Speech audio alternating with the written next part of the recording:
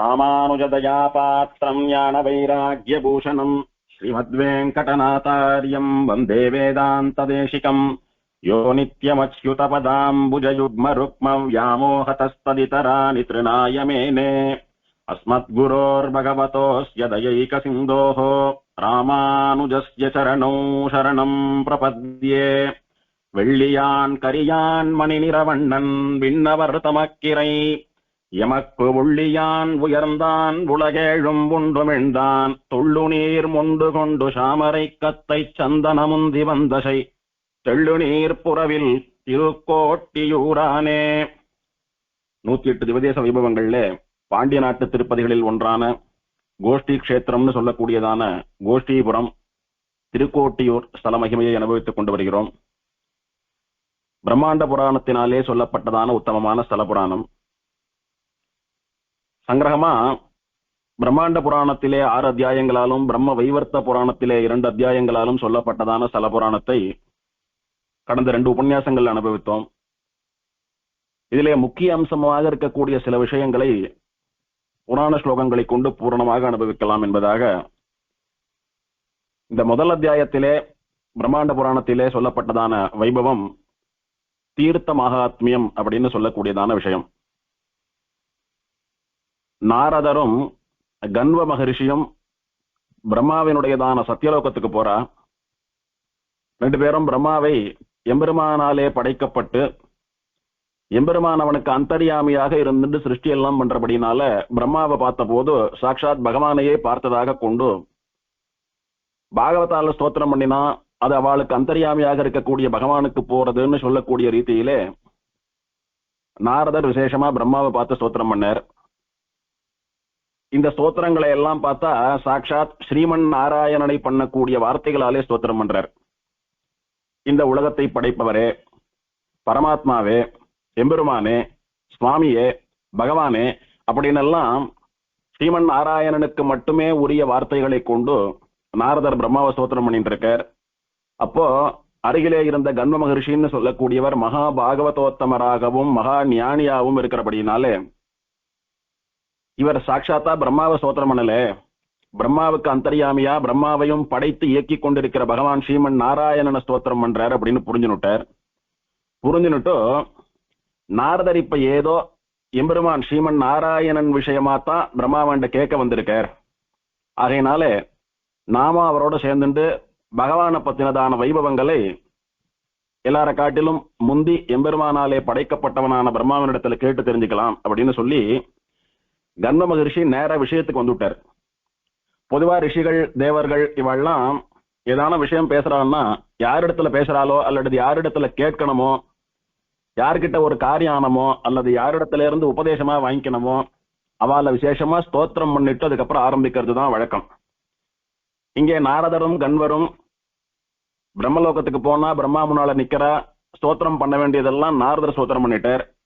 இனி கன்வர் நேரா விஷயத்துக்கு வந்துட்டார்.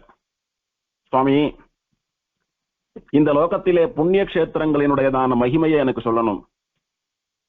எம்பெருமான் ஸ்ரீமன் நாராயணனுடைய சம்பந்தம் இருக்கக்கூடியதான புண்ணிய தீர்த்தங்களுடைய மகிமையை எனக்கு சொல்லணும். அதுக்கு முன்னாலே எனக்கும் கொஞ்சம் புண்ணிய கஷேத்திரங்களை பத்தியும் புண்ணிய தீர்த்தங்களை பத்தியும் தெரியும், அதை நான் சொல்லிவிடுறேன். சொல்லிட்டு இதுக்கு மேல எனக்கு தெரியாததாக இருக்கக்கூடிய கஷேத்திரங்களினுடையதான பிரபாவத்தை நீங்க சொல்லணும் அப்படின்னு ரொம்ப சாமர்த்தியமா கன்வர் பேச ஆரம்பித்தார்.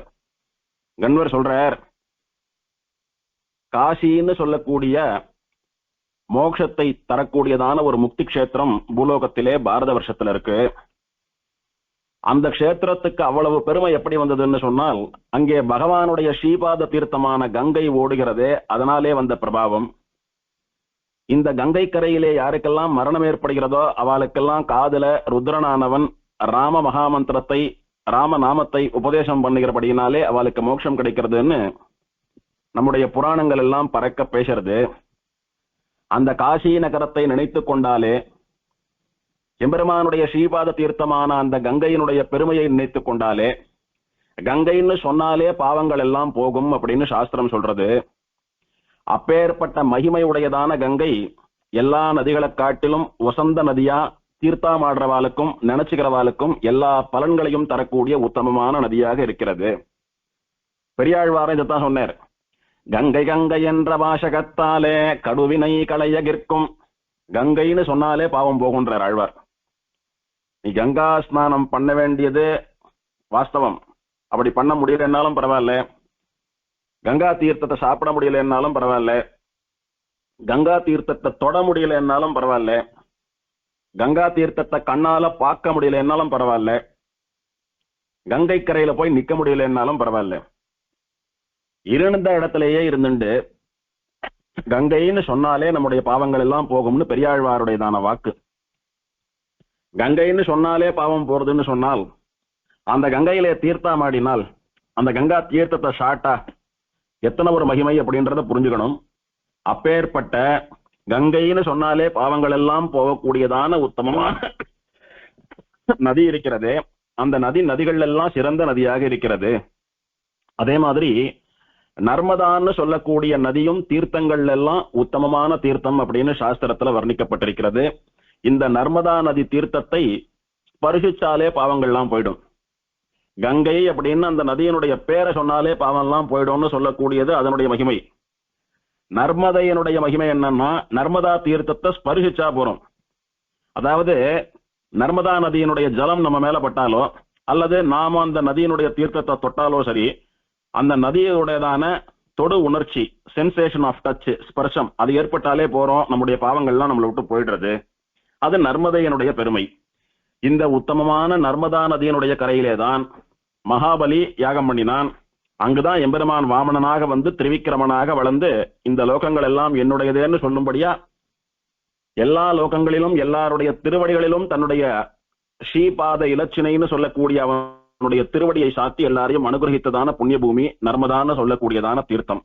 அதனுடைய கரையிலே தான் இந்த வைபவங்கள்லாம் நடந்தது. அப்புறம் பூமிக்குள்ளேயே கொஞ்ச தூரம் பிரவாகம் பண்ணிட்டு அதுக்கப்புறம் வெளிப்படக்கூடிய அந்தர்வாகினி, கண்ணுக்கு தெரிந்து வெளியில ஓடக்கூடிய நதி போல் அல்லாமல் கண்ணுக்கு தெரியாமல் பூமிக்கு கீழேயே அண்டர் கிரவுண்ட்லேயே அப்படியே வந்துட்டு குறிப்பிட்ட இடத்துல வந்து வெளிப்படக்கூடியதான தீர்த்தம் சரஸ்வதின்னு சொல்லக்கூடியதான நதி. அந்த நதியும் கூட எல்லா தீர்த்தங்களை காட்டிலும் உசந்தது. அதுல தீர்த்தமாடுறவாளுடையதான பாவங்களை போக்கி அவர்களுக்கு சுபத்தை மங்களத்தை தரக்கூடியது. அதே போல துங்கபத்ரான்னு ஒரு மகாநதி உண்டு. அந்த நதியும் அதிலே தீர்த்தமாடுற மனுஷாலுக்கு மங்களங்களை தரக்கூடியதான புண்ணிய தீர்த்தமாக இருக்கிறது. அந்த நதி மேற்கு சமுத்திரத்தை நோக்கி செல்லக்கூடிய ஸ்டோனம் என்று சொல்லக்கூடியதான ஒரு நதியை போல புண்ணிய தீர்த்தம் என்று நிர்ணயிக்கப்பட்டிருக்கிறது அப்படின்னு கண்வர் சொல்றார். இதுல இருந்து என்ன தெரியறதுன்னா, இந்த கங்கா நர்மதாவை போல சரஸ்வதியை போல துங்கபத்ராவும் ஸ்டோனா நதியும் புண்ணிய தீர்த்தங்கள் அப்படின்னு ரிஷிகள்லாம் நிர்ணயம் பண்ணியிருக்கான்னு தெரியறது. இது எல்லாத்த காட்டிலும் யமுனான்னு சொல்லக்கூடியதான நதி புண்ணிய தீர்த்தங்களுக்கே புண்ணியத்தை தரக்கூடிய நதியாக இருக்கிறதுன்னு ரிஷிகள் எல்லாம் ஒரு மனசா ஒத்துண்டிருக்கா. இப்போ சொன்ன ஒரு நதியும் புண்ணிய தீர்த்தம். அதுல தீர்த்தமாடுறவாளுடைய பாவத்தை போக்கி அவளுக்கு புண்ணியத்தை, அவளுக்கு க்ஷேமத்தை தரக்கூடியது. ஆனா இந்த யமுனான்னு சொல்லக்கூடிய நதியோ இது முதலான புண்ணிய தீர்த்தங்களுக்கே புண்ணியத்தை தரக்கூடியதுன்னு ரிஷிகளுடைய திருவுள்ளம். எதனால அந்த யமுனைக்கு அத்தனை ஏற்றம் அப்படின்னா, ஐஸ்வர்யம், வீரியம், யசஸ்ன்னு சொல்லக்கூடிய புகழ், தேஜஸ்ன்னு சொல்லக்கூடியதான காந்தி, அழகு, சாமர்த்தியம், இதெல்லாம் சேர்ந்து ஒருத்தனிடத்துல இருந்ததுன்னு சொன்னால் அது சாட்சாத் கண்ணன். எம்பெருமான் கிருஷ்ணாவதாரம் பண்ணின போது அவனுடையதான புகழ் எல்லா திக்குகளிலும் பரவி இருந்தது.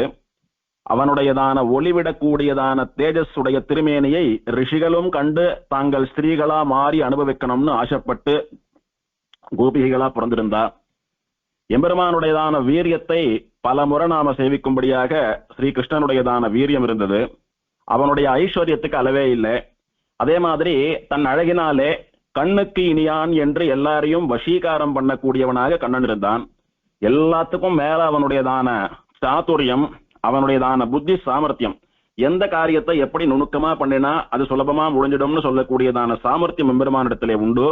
இத்தனை குணங்களோடு கூட நமக்கெல்லாம் சுவாமியாக இருக்கக்கூடிய நந்தகோபன் குமரனாக அவதரித்த கண்ணன் எம்பெருமான் நிறைய நல்லவாளுக்கும் யோகிகளுக்கும் சத்துக்களுக்கும் ஆனந்தத்தை மகிழ்ச்சியை கொடுத்து கொண்டு கோபிமார்களோடு கூட இணைந்து கையை கோர்த்து கொண்டு நடனமெல்லாம் கூட ஆடி உறவை எல்லாம் ஆடி காளியனுடைய உச்சியிலே நடனம் செய்து விளையாடினானே, இந்த பெருமைகளை எல்லாம் உடைய யமுனை கரை, அந்த யமுனா தீர்த்தம் இருக்கிறதே, இது தீர்த்தங்களுக்குள்ளே உசந்தது. இதுல இருந்து பொதுவா நாம தெரிஞ்சுக்க வேண்டியதான ஒரு விஷயம், தீர்த்தங்களுக்கு புண்ணிய தீர்த்தம் அப்படின்ற பெருமை எதனால் ஏற்படுகிறதுன்னா, சாட்சாத் பகவானான ஸ்ரீமன் நாராயணனுடைய சம்பந்தம் ஏதாவது ஒரு விதத்தில் இருக்கணும். இரண்டாவதா, மறந்தும் புறந்தொழா மாந்தர்களா ஸ்ரீமன் நாராயணனை மட்டுமே சேவிக்கக்கூடிய மகான்களான பாகவதோத்தமர்களுடைய பெருமை, அவளுடையதான சம்பந்தம் ஒரு தீர்த்தத்துக்கு இருந்தால் அது புண்ணிய தீர்த்தம் அப்படின்னு மகான்களாலே தர்மசாஸ்திரத்திலையும் புராணத்திலையும் ஒப்புக்கொள்ளப்பட்டதான விஷயம். இப்படி யமுனைக்கு எதனால இத்தனை பவித்திரம் அப்படின்னா, சாட்சாத் பரபிரம்மம் பரம்பொருளே அதுல திருவடி விலக்கி இருக்கு. பெருமாள் கால் அலம்பின தீர்த்தம் அவனுடைய ஸ்ரீபாத தீர்த்தம். சாட்சாத் ஸ்ரீமன் நாராயணனான கண்ணனே அதுல இறங்கி மூழ்கி தீர்த்தமாடி இருக்கான். பெருமாளுடைய திருமஞ்சன தீர்த்தம் அது, எம்பெருமானுடைய திருமேனி சம்பந்தப்பட்ட தீர்த்தம். அவனுடைய திருமேனியை முழுக்க ஆலிங்கனம் பண்ணி கொண்டு அனுபவிக்க கூடியதான பாக்கியம் அந்த தீர்த்தத்துக்கு ஏற்பட்டது. எம்பெருமான் கண்ணனை அன்னைக்கு நேர சேவிச்சவாளுக்கும் சரி, இன்னைக்கு கண்ணனை மனசார நினைச்சுக்கிற நமக்கும் சரி, கண்ணனை பல கோவில்கள்ல எம்பெருமானா மூலவரா உற்சவரா சேவித்துக் கொண்டிருக்கக்கூடிய நமக்கு, நம்மாத்து குழந்தையா கண்ணனை அனுபவிச்சுருக்கிற நமக்கு நிச்சயம் ஒரு க்ஷணமாவது கண்ணனை அப்படியே நேர சேவித்து எடுத்து மார்போடு அணைத்துக் கொள்ள வேண்டும். நம்முடைய சொந்த குழந்தையா, நாம பெத்த குழந்தையா அந்த கண்ணனை அப்படி உச்சி மோந்து அனுபவிக்க வேண்டும்ன்ற ஆசை நிச்சயம் இருக்கும். அது நாம எல்லாரும் பலகாலமா இயங்கிட்டு இருக்கோம், ஒரு நாள் கிடைக்கும், இன்னைக்கு கிடைக்கலையே. ஆனால் அந்த உத்தமமான பாக்கியமானது இந்த யமுனா நதிக்கு வலுவில கிடைச்சது. யமுனை போய் தபஸ் பண்ணித்தா, எம்பெருமான் தேடி வந்து அனுபவிக்கும்படியான ஒரு உத்தமமான பாக்கியம் யமுனைக்கு ஏற்பட்டது. பல காலம் எம்பெருமான் அதிலே தீர்த்தமாடி இருக்கிறான், பல காலம் எம்பெருமான் அதுல கால நினைச்சு விளையாடி இருக்கான், பல காலம் எம்பெருமானுடைய திருக்கை ஸ்பர்ஷம் பட்டது, தீர்த்தத்தை எடுத்து மத்தவன் மேல அழிக்கிறது விளையாடுறதுன்னு சொல்லக்கூடியதான ஜலக்கிரீடைகள்லாம் பண்ணியிருக்கான். இப்படி எம்பெருமானுடையதான திருமேனி சம்பந்தம் பெற்றது அவனுடைய திருமஞ்சன தீர்த்தம் அது. அதோடு கூட எம்பெருமானுடைய உள் சம்பந்தம் பெற்றது.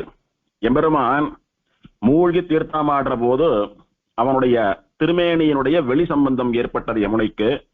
உள் சம்பந்தம்னு சொன்னால், எம்பெருமான் தீர்த்தத்தை எடுத்து தன்னுடைய வாயாலே பருகி ஆச்சமனம் செய்த போதோ அல்லது அந்த தீர்த்தத்தை சாப்பிட்ட போதோ அவன் திருமேனியினுடையதான உள்புற சம்பந்தமும் யமுனைக்கு ஏற்பட்டது.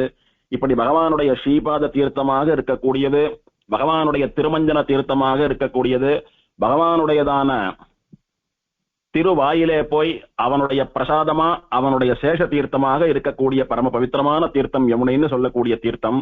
இத்தனை சம்பந்தங்கள் இருக்கிறபடியினாலே யமுனைன்னு சொல்லக்கூடியதான தீர்த்தம் புண்ணிய தீர்த்தங்களுக்கெல்லாம் புண்ணியத்தை தரக்கூடியதாக இருக்கிறது அப்படின்னு கன்வர் சொல்றார்.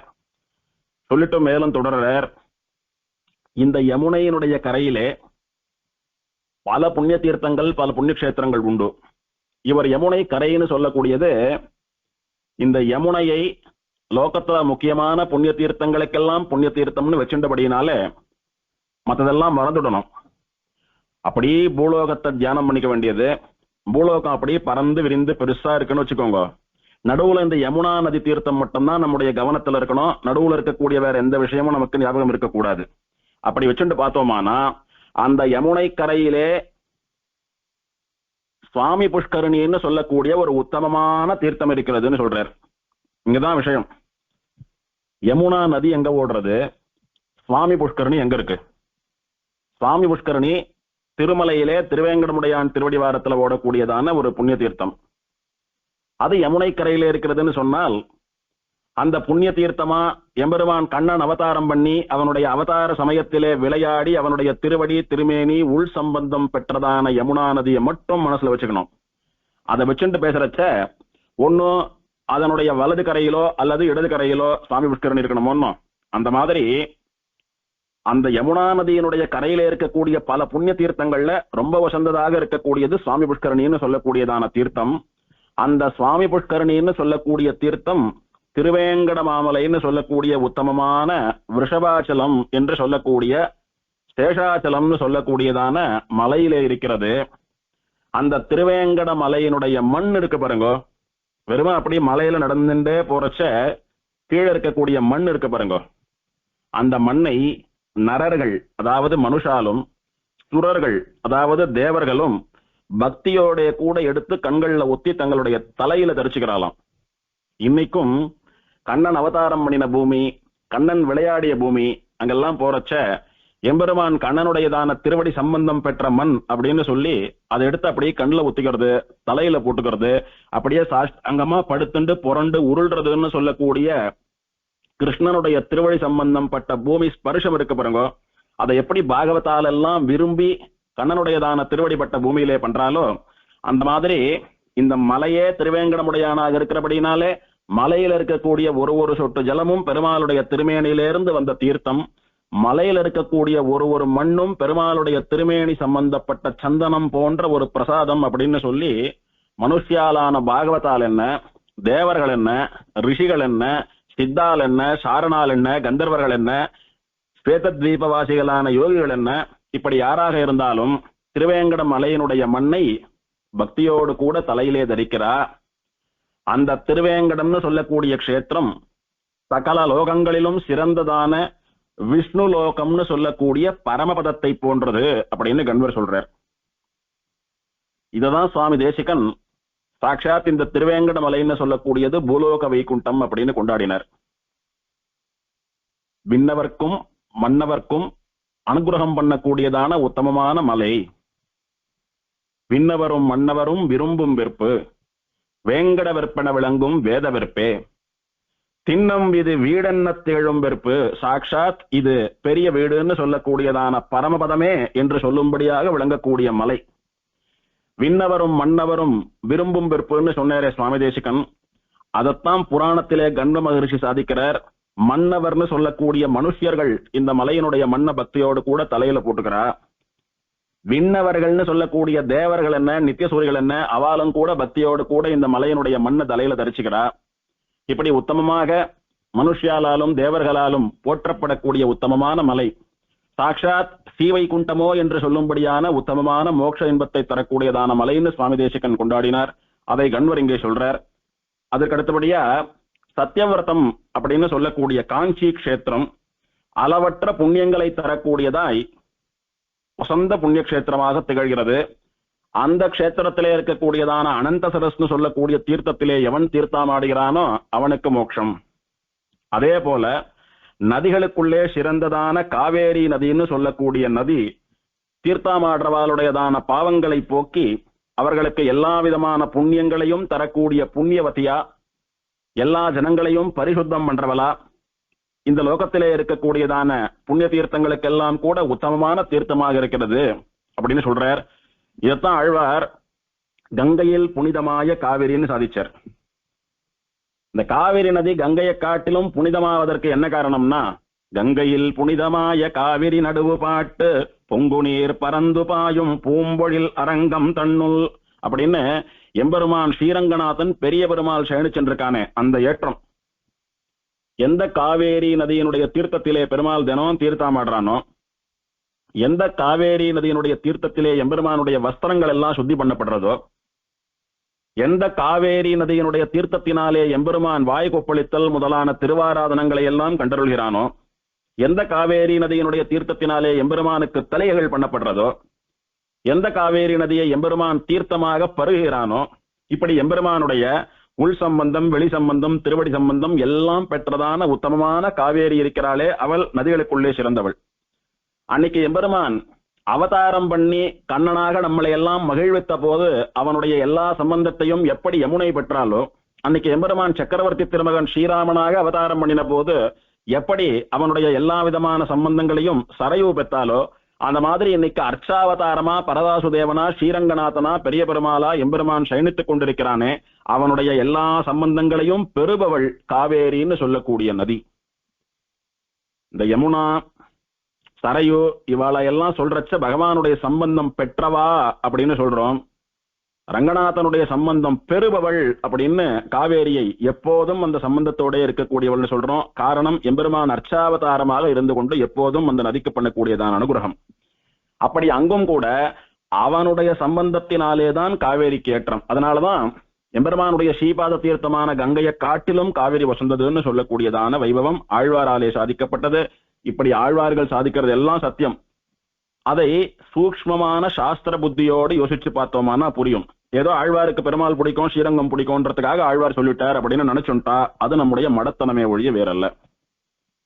அதே மாதிரி அந்த காவேரிக்கு அப்புறம் அப்பால் மலைகளுக்குள்ளே சிறந்ததான ரிஷபாச்சலம் அப்படின்னு ஒரு மலை உண்டு.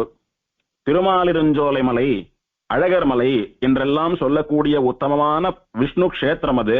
அந்த கஷேத்திரமும் எல்லாருக்கும் மோட்சத்தை தரக்கூடிய உத்தமமான கஷேத்திரமாக இருக்கிறது.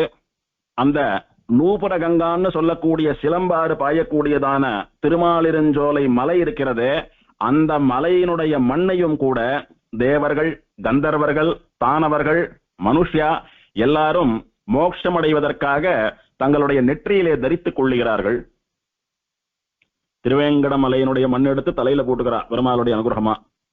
திருமாலிருஞ்சோல மலையினுடைய மண் எடுத்து திலக்கமாட்டமா இட்டுக்கிறாளாம். இதெல்லாம் எதுக்காகன்னா அந்த எம்பெருமானுடைய திருவடி சம்பந்தம் ஏற்பட்டு எங்களுக்கு மோட்சம், அந்த எம்பெருமானுடைய லோகம் சாஸ்வதமா கிடைக்கணும் அப்படின்றதுக்காக. அந்த விஷபாத்ரின்னு சொல்லக்கூடிய திருமாலிருஞ்சோலை மலையிலே தேவர்களாலும் பூமியிலே வாழ்பவர்களான தேவர்கள் அப்படின்னு சொல்லக்கூடிய பெருமையை உடைய பிராமணர்களாலும் யாரெல்லாம் தீர்த்தமாடுறாளோ அவளுக்கெல்லாம் வேண்டிய வரங்களை எல்லாம் தரக்கூடிய இஷ்ட சித்தின்னு சொல்லக்கூடிய பலனை தரக்கூடியதான தீர்த்தம் ஒன்று உண்டு என்று சேவிக்கப்படுகிற உத்தமமான பிரசித்தமான தீர்த்தம் ஒன்று உண்டு. அதுதான் நூபுரகங்கான்னு சொல்லக்கூடிய பகவானுடைய திருவடி சிலம்பு சம்பந்தப்பட்ட தீர்த்தம் அது. அப்படி எப்படி தேவதைகள்ல வசந்தவன் விஷ்ணுன்னு சொல்றோமோ அந்த பரமாத்மாவான விஷ்ணுவுக்கு சமானமாகவோ மேலாகவோ ஒரு தேவதை கிடையாதோ, அந்த மாதிரி இந்த ரிஷபாத்ரின்னு சொல்லக்கூடிய திருமாலிருஞ்சோலை மலைக்கு சமானமான மலையும் கிடையாது, அதுக்கு மேம்பட்ட மலையும் கிடையாது. அந்த திருமாலிருஞ்சோலை மலைக்கு அப்புறமா இருக்கக்கூடியது கோஷ்டி கஷேத்திரம்னு சொல்லக்கூடியதான திருக்கோட்டியூர். அந்த திருக்கோஷ்டியூரிலே மிகவும் ஆச்சரியகரமான ஒரு புண்ணிய தீர்த்தம் இருக்கிறது. அந்த புண்ணிய தீர்த்தத்தை கண்ணால பார்க்கிற மாத்திரத்திலேயே சகல பாவங்களும் நாசமா போடும். அஷ்டாங்க விமானத்திற்கு கிழக்கே இருக்கக்கூடியதான பரம பவித்திரமான தீர்த்தத்தை உடைய அந்த தீர்த்தத்திலே கதம்ப மகரிஷின்னு சொல்லக்கூடிய ஒரு மகா முனிவர் ஸ்நானம் பண்ணி பல சதுர்யுகங்கள் எம்பெருமானை நோக்கி தபஸ் பண்ணி சித்தி அடைஞ்சிருக்கார், மோட்சம் போயிருக்கார். இந்திரன்னு சொல்லக்கூடிய தேவர்களினுடைய அரசனாக இருக்கக்கூடியவன் தேவேந்திரன் சகல ரிஷிகளோடும் கூட, சித்தர்களோடும் கூட, கந்தர்வர்களோடும் கூட, தேவலோக பெண்களான அப்சரஸ்களோடு கூட எல்லோரும் இந்த தீர்த்தத்தை சேவித்தபடியே இருக்கிறார்கள். இப்படி எல்லா தீர்த்தங்களுக்கும் தேவதைகளாக இருக்கக்கூடிய தேவதைகள்லாம் கூட்டமா சேவிக்கிறபடினால இந்த தீர்த்தமானது பரம பவித்திரமான தீர்த்தமாய் எல்லாருடையதான பாவங்களையும் விளக்கக்கூடிய உத்தமமான தீர்த்தமாக இருக்கிறது. அந்த தீர்த்தத்துக்கும் அப்பாலே தென் திசையிலே தாமிரபரணின்னு சொல்லக்கூடிய நதியானது 18 புண்ணிய தீர்த்தங்களோடு கூட சேர்ந்து இந்த லோகத்திலே பிரவகித்து அதுல தீர்த்தமாடுற மனுஷியாளுடையதான பாவங்களை எல்லாம் போக்கி அவர்களை தூய்மையாக்குகிறது. இப்படி சுவாமி கண்வன்னு சொல்லக்கூடிய எனக்கும் புண்ணிய கஷேத்திரங்களை பத்தியும் புண்ணிய தீர்த்தங்களை பத்தியும் ஓரளவுக்கு விஷயம் தெரியும். இதுல ஒரு விஷயத்தை நாம கூர்ந்து கவனிக்கணும். இதுவரைக்கும் இவர் சொல்லிட்டு வந்த அத்தனை தீர்த்தங்களும் அத்தனை கஷேத்திரங்களும் எம்பெருமான் ஸ்ரீமன் நாராயணனை பத்தினதான கஷேத்திரங்கள். நாம எல்லாம் ஸ்ரீ வைஷ்ணவா, நமக்கு பெருமாள் தான் தெய்வம், வேற தேவதையை சேவிக்கிறதுக்கு இல்லைன்னு சொல்றோமே. ஆனா ரிஷிகள்னு சொல்லக்கூடியவா எல்லா தேவதைகளையும் வாயால ஸ்தோத்திரம் பண்ணுவா, உபசரிப்பா, எல்லாம் உண்டு. ஆனால் லோகத்துக்கு உபதேசம்னு பண்றச்ச அவளுக்கு இருக்கக்கூடிய தெளிவு நமக்கு இல்லைன்றபடினால அவ ரொம்ப தெல்ல தெளிவா கிறிஸ்டல் கிளியரா உபதேசம் பண்ணணும். இப்போ நாங்க என்ன பண்றோமோ அதுதான் சரி, அப்படியே நீங்க பண்ணுங்கன்னு சொன்னா அவ பண்றதையெல்லாம் நம்மளால பண்ண முடியாது. அவ யாகம் பண்றா, நம்மளால முடியாது. அவ தபஸ் பண்றா, நம்மளால முடியாது. அவளுக்கு விசேஷமான சக்திகள் உண்டு, இத்தனை யுகங்கள் தபஸ் பண்ணான்னு சொல்றா, நமக்கு அதெல்லாம் முடியாது. அவ பட்னி இருப்பா, நம்மளால முடியாது. அதே மாதிரி அவளுக்கு தெரியும் எம்பெருமான் ஸ்ரீமன் நாராயணன் தான் பரதத்துவம், அவன் தான் ஜெகத்காரணம், அவன் தான் மோட்சம் கொடுப்பான், அவனை தவிர யாரையும் சேவிக்க கூடாதுன்னு தெரியும். ஆனால் அவர்கள் புராணங்கள்ல இவனையும் அவனையும் ஸ்தோத்திரம் பண்ணி அவள் இடத்துல ஏதோ விஷயம் சொல்வது போல இருக்கே அப்படின்னா, இதெல்லாம் லோகத்துக்காக, லோகத்துல இருக்கக்கூடிய ஜனங்களான நாமெல்லாம் நல்ல கதிக்கு போனோன்றதுக்காக எம்பெருமானுடைய பெருமையையும் எம்பெருமானுடைய திருவடி சம்பந்தம் பெற்ற தீர்த்தங்களினுடைய பெருமை, க்ஷேத்திரங்களினுடைய பெருமையும் அவ வாயிலேந்து வரணும்னு சொல்றதுக்காக நல்ல விஷயத்தை யார் சொன்னாலும் கேட்டுக்கணும்ன்ற மாதிரி அவளுக்கு தரக்கூடிய மரியாதையாக அவளை கைகூப்புறாளே, வணங்குறாளே, ஸ்தோத்திரம் பண்றாளே ஒழிய எம்பெருமான் ஸ்ரீமன் நாராயணனுக்கு சமானமான தெய்வமா ஒரு நாளும் அவளை நினைச்சவா கிடையாதுன்றது இந்த புராணத்துல நாம தெரிஞ்சுக்கணும். ஏன்னா கன்வர் இதுல இருந்து பட்டியலிட்டு கொண்டு வந்தார் பாருங்க, புண்ணிய தீர்த்தங்களை பத்தி எனக்கு தெரியும், புண்ணிய கஷேத்திரங்களை பத்தி எல்லாம் தெரியும்னு. ஒரு இடத்துலயாவது எம்பெருமான் ஸ்ரீமன் நாராயணனை தவிர வேறு தேவதையினுடைய சம்பந்தம் பெற்ற தீர்த்தமோ க்ஷேத்திரமோ சொல்லியிருக்காரா? ஒண்ணு சொல்லல. அதனால அவ தெளிவா இருக்கா. அந்த கிளாரிட்டி நமக்கு இருக்காது. ஏன்னா நம்ம எல்லாம் பண்ண பாவ புண்ணியங்கள் அனுபவிக்கிறதுக்காக ஜென்மா எடுத்து கழிச்சுட்டு இருக்கோம். அஞ்ஞானம் உண்டு நமக்கு அந்த தெளிவு போராது. அதனால ரொம்ப குழம்ப வேண்டாம், ரொம்ப ஆராய்ச்சி எல்லாம் பண்ண வேண்டாம். பண்ண வேண்டிய ஆராய்ச்சிகளை எல்லாம் ரிஷிகள் பண்ணிவிட்டா, ஆழ்வார்கள் பண்ணிவிட்டா, ஆச்சாரியர்களான நாங்க பண்ணிவிட்டோம். அதனால நாங்க என்ன சொல்றோமோ அதை மட்டும் கடைபிடித்து வாழ்ந்தால் உங்களுக்கு சர்வக்ஷேமங்களும் ஏற்பட்டு மோட்சமும் கிடைக்கும் அப்படின்னு சுவாமி எம்பெருமானார், சுவாமி தேசிகன் முதலான நம்முடைய பூர்வாச்சாரியர்களுடையதான உபதேசம். அதனால நம்முடைய ஆழ்வார்கள், நம்முடைய ஆச்சாரியர்கள் என்ன சொன்னாலோ கண்ணை மூடிண்டு அதை பண்ணிட்டு போயிட்டே இருக்க வேண்டியது நமக்கு நல்லது. நான் எல்லாத்தையும் ஆராய்ச்சி பண்ணி அந்த ரிஷியாட்டம் பண்றேன், இந்த ரிஷியாட்டம் பண்றேன்னா அது விபரீதத்திலே தான் போய் முடியும்னு சொல்லக்கூடியது இந்த புராணத்தில இருந்து நமக்கு தெரியறது. இப்படி எனக்கு பகவானுடைய ஸ்ரீபாத தீர்த்தம், பகவானுடைய திருவடி சம்பந்தம் பெற்ற பல க்ஷேத்திரங்கள், பல புண்ணிய தீர்த்தங்களை பத்தி எல்லாம் தெரியும். இப்போ நான் சொல்லிட்டு வந்த அத்தனை க்ஷேத்திரங்களுக்குள்ளும் கோஷ்டி க்ஷேத்திரம்னு சொல்லக்கூடிய திருக்கோட்டியூர் மிகவும் ஸ்லாக்கியமானது, ரொம்பவும் விசேஷமான க்ஷேத்திரம், ரொம்ப பரிசுத்தமான க்ஷேத்திரம், அதிகமான மங்களங்களை அருளக்கூடியதான க்ஷேத்திரம். இதுக்கு சமானமான புண்ணிய க்ஷேத்திரம் இல்லைன்னு சொல்லும்படியான க்ஷேத்திரம். இதெல்லாம் கேவலம் இந்த கோஷ்டியபுரத்தை ஸ்தோத்திரம் பண்றதுக்காக நான் சொல்லல, இது அத்தனையும் சத்தியம்.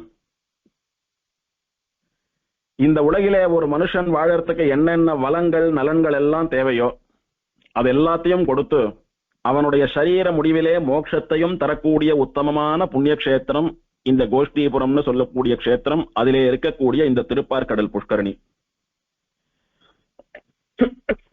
எல்லா இடத்திலையும் வியாபிச்சு கரந்தெங்கும் பரந்துலன்னு சொல்லி எல்லா இடங்களிலும் நிலை பெற்று இருக்கக்கூடிய எம்பெருமான் ஸ்ரீமன் நாராயணன் இருக்கானே, அந்தர்யாமியா எல்லா வஸ்துக்களிலும் நிறைந்திருக்கக்கூடியவன், அவனுடைய நிரந்தரமான வாசஸ்தானம் இது. எப்படியானா ஒரு ஸ்ரீவைகுண்டத்துல நித்தியவாசம் பண்றானோ, எப்படியானா ஒரு திருப்பார்கடல்ல நித்தியவாசம் பண்றானோ, அந்த மாதிரி கோஷ்டிபுரத்திலும் எம்பெருமான் நித்தியவாசம் பண்ணி கொண்டிருக்கிறான். கலி தோஷ வாசனையே இல்லாதது. எப்படின்னா இந்த பூலோகம் முழுக்க ஹிரண்யனுடைய கட்டுப்பாட்டிலே இருந்த போது இந்த ஒரு க்ஷேத்திரம் மட்டும் பகவன் நாமா ஒலிக்கக்கூடிய ஹிரண்யனுடைய கொடுங்கோலாட்சி செல்லாத ராஜ்யமா இருந்ததுன்னு சொன்னா இதனுடைய பெருமையை தெரிஞ்சுக்கணும். அதனாலதான் எம்பெருமான் உள்பட அத்தனை தேவர்களும் வந்து இங்கே நிருசிம்மாவதாரத்தை பத்தி பேசி இரண்ய சம்ஹாரம் பண்ணணும்னு சங்கல்பிச்சா. அப்பேற்பட்ட அந்தந்த யுகத்துக்கு இருக்கக்கூடியதான அதர்ம வாசனை இல்லாத உத்தமமான க்ஷேத்திரம் இது. இத்தனையேன் பிரம்மா, நீர் இருக்கக்கூடிய சத்தியலோகத்தை போல உத்தமமான க்ஷேத்திரம் இது. அங்கு வந்து சேவிக்கிறவாளுக்கு எல்லா நன்மைகளையும் தருவதிலே சிறந்த க்ஷேத்திரமாக இருக்கக்கூடியது. அங்கு வந்து சேவிக்கிறவாளுடைய உடலையும் மனசையும் ஆத்மாவையும் பரிசுத்தி பண்ணக்கூடிய உத்தமமான தீர்த்தத்தை உடைய க்ஷேத்திரம். இந்த பெருமைகள்னாலெல்லாம் இது க்ஷேத்திரங்களுக்குள்ளே உசந்த உத்தமமான க்ஷேத்திரமாக கொண்டாடப்படுகிறது. இந்த கோஷ்டி க்ஷேத்திரம்னு சொல்லக்கூடிய திருக்கோட்டியூர்னுடைய மகிமையை கேட்பது கேட்கிறவர்களுக்கு புண்ணியத்தை கொடுக்கும். அவன் கோஷ்டிபுரத்துக்கு நேர போய் சேவிச்சு தீர்த்தத்துல தீர்த்தாமாடி பெருமாளை சேவிக்கிறானோ இல்லையோ அதெல்லாம் அப்புறம். கோஷ்டிபுரத்தினுடைய ஸ்தல புராணத்தை ஒருத்தன் சொல்லி காதால கேட்டாலே அவளுக்கு அது எல்லா புண்ணியங்களையும் கொடுக்கும். கீர்த்தின்னு சொல்லக்கூடிய புகழை கொடுக்கும், நல்ல ஆரோக்கியத்தை கொடுத்து நல்ல ஆயுஷை கொடுக்கும், செல்வத்தினாலே உண்டான மேன்மையை பெருக்கும். அதாவது இந்த லோகத்துல வாழறதுக்கு அவசியம் பணம் பொருள்லாம் தேவைன்னு சொல்றாலே அந்த ஐஸ்வர்யத்தையும் அபிவிருத்தி பண்ணி கொடுக்கும். அதனால இந்த க்ஷேத்திரத்திற்கு சமானமானது இதற்கு முன்னாலும் இல்லை, இனியும் வரப்போவதில்லைன்னு சொல்லி இந்த க்ஷேத்திரத்தை மகான்கள் எல்லாம் கொண்டாடறா. கண்வ மகரிஷின்னு சொல்லக்கூடிய தபஸ்வியான நானும் சொல்றேன், மழுவேந்தி சொல்றேன். மழுன்னு சொல்லக்கூடிய ஆயுதத்தை ஏந்தி கொண்டு சத்திய பிரமாணம் பண்ணி சொல்றேன், கோஷ்டி கஷேத்திரத்திற்கு மேலான ஒரு கஷேத்திரம் 3 லோகங்கள்லயும் கிடையாது அப்படின்னு சொல்லி கண்வர் சத்தியம் பண்றேன்ற. இந்த மழு வேந்ததுன்னு சொல்லக்கூடியது, மழுன்னு சொன்னால் இந்த பரசுராமருடைய கையில் இருக்கக்கூடிய கோடரியை போன்ற ஒரு ஆயுதம். அந்த காலத்துல சத்தியம் பண்றவாள்லாம் அக்னி சாட்சியா நெருப்பு அணை சத்தியம் பண்றது, ஜலத்துல மூழ்கி சத்தியம் பண்றது, குழந்தைய தாண்டி சத்தியம் பண்றது, பிராமணனை தாண்டி சத்தியம் பண்றது அப்படின்னு எல்லாம் வழக்கம் வச்சுட்டு இருந்தா, அதுல ஒன்னும் மழு ஏந்தி சத்தியம் பண்றதுன்னு சொல்லக்கூடியதான வழக்கம். அந்த மாதிரி மழு ஏந்தி கூட நான் சத்தியம் பண்றேன், கோஷ்டியபுரத்திற்கு சமானமான கஷேத்திரம் 3 லோகங்கள்லயும் இல்லை அப்படின்னு கன்வ மகரிஷி சத்தியலோகத்திலே நாரதர் முன்னிலையிலே பிரம்மாவுக்கு சொல்லிட்டு இருக்காரு. கொஞ்சம் யோசிச்சு பாருங்க, பிரம்மான்னு சொல்லக்கூடியவன் எம்பெருமானாலே முதலில் படைக்கப்பட்டவன். நாரதர் தேவரிஷி, தேவரிஷிகள்ல நான் நாரதனா இருக்கேன்னு கீதையில பெருமாளே சொல்லிருக்கார். இப்படி பகவானுடைய திருமேனி சம்பந்தம் பெற்ற ஒருவன், பகவானுடைய அம்சமாக இருக்கக்கூடிய ஒருவர், இவாளுக்கு முன்னால சத்தியலோகத்துல போய் ஒருத்தர் மாறு தட்டி கொண்டு மழுவேந்தி சத்தியம் பண்றேன்னு சொல்றாரு அப்படின்னா இந்த கஷேத்திரத்தினுடையதான பெருமையை நாம உணர வேணும். அப்படி என்ன இந்த கஷேத்திரத்துக்கு பெருமைன்னு சொன்னால், நைமிஷாரண்யத்திலே பண்ணக்கூடிய தபஸினாலே ஏற்படக்கூடிய பலனும், கங்கை கரையிலே ஒருத்தன் செத்து போயிட்டானா அங்கே அவனுக்கு கிடைக்கக்கூடியதான உத்தம லோகம்னு சொல்லக்கூடிய பலனும், குருக்ஷேத்திரம்னு சொல்லக்கூடிய மகாபாரத யுத்த காலத்திலே ஒருத்தன் பண்ணக்கூடிய தானங்களினுடைய பலனும், இது 3ம் இந்த திருக்கோஷ்டியூர் கஷேத்திரத்துக்கு வந்து சேவித்தாலே கிடைக்கும் அப்படின்னு சொல்லக்கூடிய உத்தமமான கஷேத்திரம் இது. இந்த கோஷ்டி கஷேத்திரம்னு சொல்லக்கூடிய திருக்கோட்டியூரிலே ஒருத்தன் பிறந்திருந்தாலும் சரி, அல்லது அங்கே கொஞ்ச காலம் வாசம் பண்ணி இருந்தாலும் சரி, அல்லது எங்கேயாவது பிறந்து எங்கேயாவது இருந்துட்டு ஒரு முறை இந்த கோஷ்டிபுரம்னு சொல்லக்கூடிய கஷேத்திரத்துக்கு வந்தாலும் சரி, இந்த கஷேத்திரத்தை கண்ணால பார்த்தாலும் சரி, இந்த கோஷ்டி கஷேத்திரத்தினுடைய மகிமையை ஒருத்தர் சொல்லி காதாலே கேட்டாலும் சரி, அந்த மனுஷாளுக்கெல்லாம் எம்பெருமானுடைய அனுகிரகத்தினாலே எல்லா பாவங்களும் விலகி எல்லா நன்மைகளும் ஏற்பட்டு அவள்லாம் அவனுடைய லோகமான ஸ்ரீவைகுண்டத்தை அந்த பிறவியினுடைய முடிவிலே அடைகிறார்கள் அப்படின்னு கன்வர் சொல்றார். இப்படி பூலோகத்திலே ஆச்சரியமான ஒரு க்ஷேத்திரம். இந்த க்ஷேத்திரத்தினுடைய பெருமைகளை கேட்க கேட்க உடம்பிலே மயிர் கூச்சலிடுகிறதான ஒரு க்ஷேத்திரம். நம்முடைய வாக்குக்கும் மனசுக்கும் எட்டாத பெருமைகளை உடைய க்ஷேத்திரம் இந்த கோஷ்டி க்ஷேத்திரம்னு சொல்லக்கூடிய திருக்கோட்டியூர். அப்படின்னு பிரம்மாவினிடத்திலே மகா தேஜஸ்வியா உத்தம ரிஷியாக இருக்கக்கூடிய கன்வர் இந்த க்ஷேத்திரத்தினுடைய பெருமையை விண்ணப்பம் பண்ணி கொண்டார். என்ன விஷயம்னா, சுவாமி எனக்கு கோஷ்டியபுரத்தை பத்தி இந்த அளவுக்கு தெரியும், இதுக்கு மேல இருக்கக்கூடியதான விஷயங்களை நீங்க சொல்லுங்கன்னு அர்த்தம். அதாவது பகவானுடைய சங்கல்பம் என்னன்னா, பல புண்ணிய கஷேத்திரங்களினுடைய பெருமையை, பல புண்ணிய தீர்த்தங்களினுடைய பெருமையை, அல்லது பகவானுடைய அவதாரங்கள் சம்பந்தப்பட்டதான சரித்திரங்களை எல்லாம் பலர் வெளியிட்டு நாமெல்லாம் கேட்கணும். ஒருத்தரே சொல்லி கேட்கறதுன்றது இல்லை. பல இடங்கள்ல ருத்ரன் சொல்லியிருக்கான், பல இடங்கள்ல நாரதர் சொல்லியிருக்கார், பல இடங்கள்ல ரிஷிகள் சொல்லியிருக்கார், பல இடங்கள்ல பிரம்மா சொல்லியிருக்கான், இங்க கன்வர் சொல்றார். அந்த மாதிரி எம்பெருமானாலே சிருஷ்டிக்கப்பட்டு எம்பெருமானாலே ரட்சிக்கப்படுகிற யார் வேண்டுமானாலும் எம்பெருமானுடைய பிரபாவத்தை மகிமையை லோகத்திலே சொல்லலாம். சொன்னால் சொல்றவாளுடைய வாக்கு சுத்தியாகி அவளுடைய பாவம் போய் அவளுக்கு மங்களம் ஏற்படுகிறது. அதோடு கூட கேட்பவர்களுடையதான பாவம் போய் அவர்களுக்கும் மங்களம் ஏற்படுகிறது. அதனால நீயானானு போட்டி போட்டுண்டு இத்தனை பேர் எம்பெருமானுடைய க்ஷேத்திர பிரபாவத்தை சொல்றாளேன்னு சொன்னால் அத்தனை பேருக்கும் சுவாமியாக இருந்து கொண்டு அத்தனை பேரையும் வாழ்விக்க கூடியவன் ரட்சிப்பவன் எம்பெருமான் ஸ்ரீமன் நாராயணன் ஒருத்தனே அப்படின்னு புராணங்கள் எல்லாம், சாத்வீக புராணங்கள் எல்லாம் அடித்து சொல்றதை பார்த்துக்கணும். இப்படி உத்தமமான ஒரு க்ஷேத்திரத்தினுடைய பெருமையை நீங்க சொல்லுங்க அப்படின்னு கன்வர் தன்னுடைய பேச்சை முடிச்சுட்டார். இப்படி கன்வருடைய வாக்காலே வந்தது பிரம்மாண்ட புராணத்திலே கோஷ்டி க்ஷேத்திர மகாத்மியம்னு சொல்லக்கூடியதான ஸ்தல புராணத்திலே முதல் அத்தியாயமாக இருக்கக்கூடியது தீர்த்த மகாத்மியம். இதுல இருந்து சாரமாக தெரியக்கூடிய விஷயம், இந்த திருக்கோட்டியூர் வசந்த கஷேத்திரம், இதுல இருக்கக்கூடிய இந்த திருப்பார்கடல் தீர்த்தம்னு சொல்லக்கூடிய தேவ புஷ்கரணியும் பரம பவித்திரமான புஷ்கரணி அப்படின்னு புரிஞ்சுட்டோம். இதோடு கூட பிரம்மாவினிடத்திலே கன்வரும் நாரதரும் இதற்கும் மேற்பட்ட கோஷ்டி கஷேத்திரங்களினுடைய மகிமையை சொல்லுங்கோ அப்படின்னு கேட்கிறா. அப்போ பிரம்மாவானவர் ஹிரண்யன் தபஸ் பண்ணினதை பத்தியும், ஹிரண்யனுடைய தபஸுக்கு இறங்கி தான் வரம் கொடுத்ததை பத்தியும் அந்த வரத்தினாலே ஏற்பட்ட விபரீதமான விளைவுகளை பத்தியும் பிரம்மாவினிடத்திலிருந்து வரம் வாங்கின்ற ஹிரண்யன் எம்பெருமானாலே அழிக்கப்பட்டதான ஹிரண்ய வதம்னு சொல்லக்கூடியதான விருத்தாந்தத்தையும் அதற்கு எம்பெருமான் பிரம்மாவினுடைய வரத்துக்கு தகுந்தபடி எடுத்துக்கொண்ட திருக்கோலம்னு சொல்லக்கூடிய நிருசிம்மாவதாரத்தையும் அந்த நிருசிம்மாவதாரத்திற்கும் ஹிரண்ய சம்ஹாரத்திற்கும் இந்த கோஷ்டீபுரத்திற்கும் இருக்கக்கூடிய சம்பந்தத்தையும் ஹிரண்ய சம்ஹாரம் ஆனாவிட்டு கதம்ப மகரிஷி நிருசிம்மனை சேவிக்கணும்ன்ற ஆசையோடு கூட விஸ்வகர்மாவும் மயனும் இங்கே வடக்காழ்வான் தெற்காழ்வான்னு சொல்லக்கூடிய 2 நிருசிம்மர்களை அஷ்டாங்க விமானத்திலே பிரதிஷ்டை பண்ணி கொடுத்ததான அந்த விவரத்தையும் இப்படி எல்லா விஷயங்களையும் பிரம்மாவானவர் 2வது அத்தியாயத்தினாலே சொல்ல ஆரம்பிக்கிறார். இதுவரைக்கும் சொல்லப்பட்ட விஷயங்கள் எல்லாம் பிரம்மாண்ட புராணத்திலே சனத்குமார சம்ஹிதைன்னு சொல்லக்கூடியதான பாகத்திலே புண்ணிய கஷேத்திர பிரஸ்தாவம்னு சொல்லக்கூடிய இடத்தில், அதாவது புண்ணிய கஷேத்திரங்களை பற்றி தெரிந்து கொள்ளக்கூடியதான சந்தர்ப்பத்தில் கோஷ்டீபுர மகிமை திருக்கோட்டியூர் பெருமைன்னு சொல்லக்கூடியதான அங்கத்தில் முதல் அத்தியாயம் பூர்த்தியாச்சு.